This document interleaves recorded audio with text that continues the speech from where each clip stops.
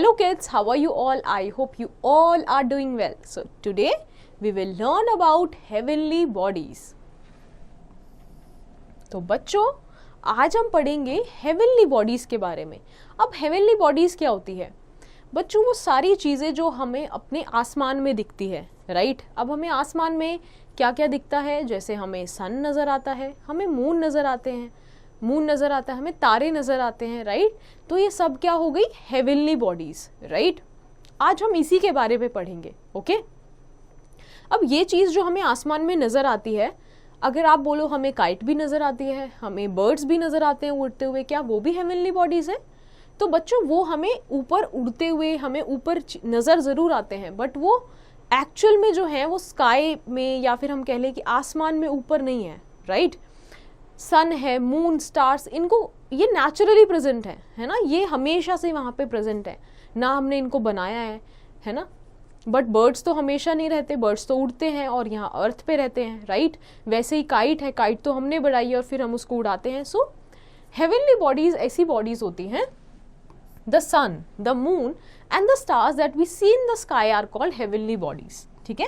And all these are also a part of universe. ये सब किसका पार्ट है? एक यूनिवर्स का भी पार्ट है, right. Let's begin with them and understand about them one by one. So the sun.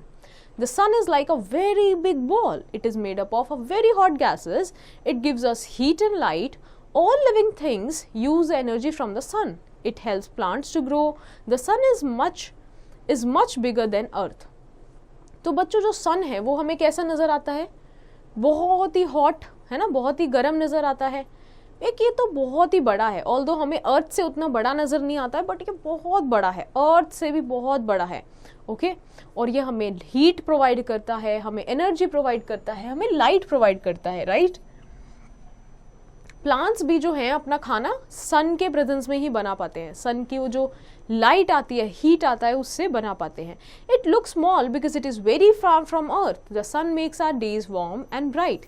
Eight night we don't get sun rays, so it is dark. तो बच्चों हमें वो इतना छोटा क्यों नज़र आता है सन? क्योंकि वो हमसे बहुत दूर है. कोई भी चीज़ जो बहुत दूर होती है वो छोटी नज़र आती है, राइट. नाउ जो सन होता है, अगर हम अपने दिन का टाइम देखें तो उस टाइम हमें सन दिखता है, इसीलिए हमारे जो दिन होते हैं वो ब्राइट होते हैं, है ना. उस टाइम उजियारा होता है, उजाला होता है, गर्म भी होते हैं. बट वहीं पे अगर हम रात की बात करें तो वहाँ पे सनरेज नहीं होती, इसकी वजह से वो डार्क होता है और कंपैरेटिवली ठंडा भी होता है. अब और क्या हमें नज़र आता है? हमें नज़र आता है moon, right. So we see moon in the night sky at night. हमें रात को मून नज़र आता है and sometimes in the evening also. The moon does not have its light. The moonlight that we see is actually the sun's light falling on it. It shines all through the day, but the light of the sun is so bright that we cannot see the moon. We see different shapes of moon on different days.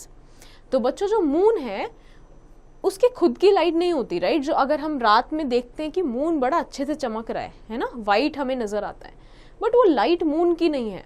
सन से जो light है वो moon तक जाती है और फिर वो हमें टकरा के अर्थ पे नज़र आती है, ठीक है. इसीलिए जो मून है वो हमें चमकता हुआ नज़र आता है.